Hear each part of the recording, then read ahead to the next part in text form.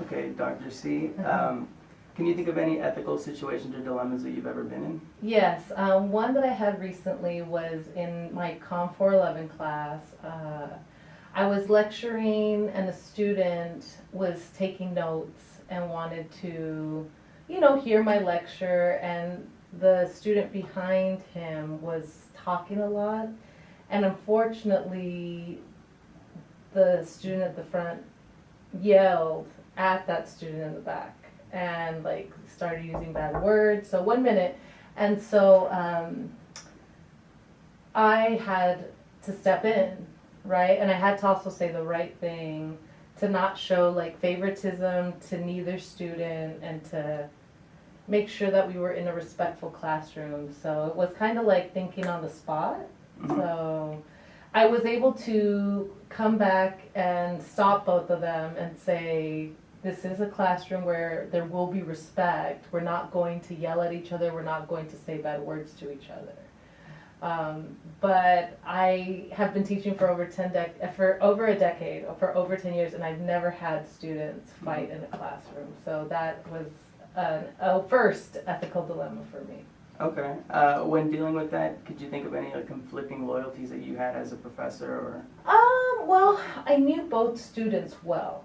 Like the student who, vented and cursed the other student out had me in previous classes, and the student who was talking too much also has me for another class this same semester. So I knew both of them like beyond this one class. Okay.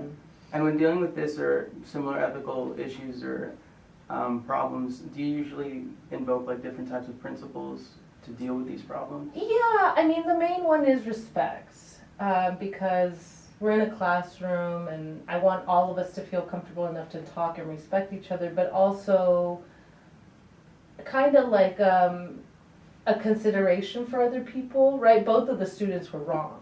And I talked with both of them separately outside of the class, and I told the first student, you cannot speak like that to other students. You can't curse at them, you can't be angry. But I also talked to the other student and said, you have to bring down the volume and talk less, because that wasn't just a problem in that situation, it was in the other situations I knew him in as well. So I would say both the principle of respect and the principle of being an effective listener. Right, okay. In class, not talking too much. So those were the two principles that stuck out to me at that moment. Okay, and ultimately, what was the resolution of this issue, and were you satisfied with the outcome? The resolution was, besides talking to them, is letting my students know, right, that my door was open if they wanted to talk about what had happened, as well as being just open-minded and accept, like a lot of students after that, and this is a large lecture class, there's like 100 people in that class, so I had students email me, come to my office hours, and they all actually told me, like, I think they told me, Dr. C, you dealt with that well, like you calmed them down, you reminded them that respect has to be upheld, you didn't take sides. So I am happy with how the outcome was. There's one part I'm leaving out though, the story, and that was, because this is again a large lecture class, someone at the very end, like not in these two rows, was instigating the argument, and he said, come at me like that, like telling the student who had gotten angry and had cussed out the other student. He's like, well, why don't you try to like step to me like that? And I was like, oh my God. Like it was getting out of control, and I had to talk to that student as well. I mean, I am happy with how it came out.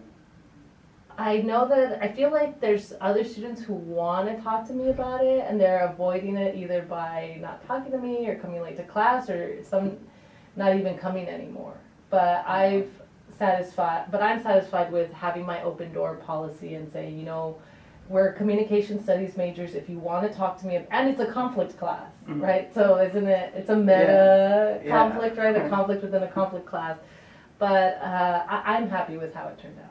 Okay, awesome. Well, thank you for your time. Yeah, no problem, no problem. All right. When it comes to this particular situation, I think Dr. C did everything correctly, and I would have done things the same way and followed the same process. She handled things right away, immediately, as soon as they began to unfold, which I think was important to help things from escalating even bigger or becoming into a physical altercation. I do think that she was very aware of the fact that she's the professor and that she was up front in front of the entire classroom and had to keep calm and try to handle things in a way that, again, wasn't going to escalate things, wasn't going to make things worse, or wasn't going to add tension to an already tense situation. I also agree with her, her meeting with both students individually and speaking with them about their behavior and letting them know that that type of behavior isn't appropriate in the classroom and that she wasn't going to allow that. I think she kept a level head and didn't let either affiliation to either student affect the way that she handled things or have her or give her any bias leaning one way or the other.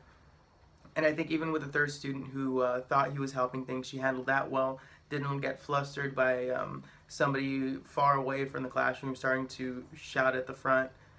All in all, I think she did a great job. I don't think there's anything I would have done differently. I think she handled it as best as she could. And I think if I ever come into any situation similar to that, I can look at this and take what she's done and apply it. And I'd feel like I'd be doing a really good job handling the situation.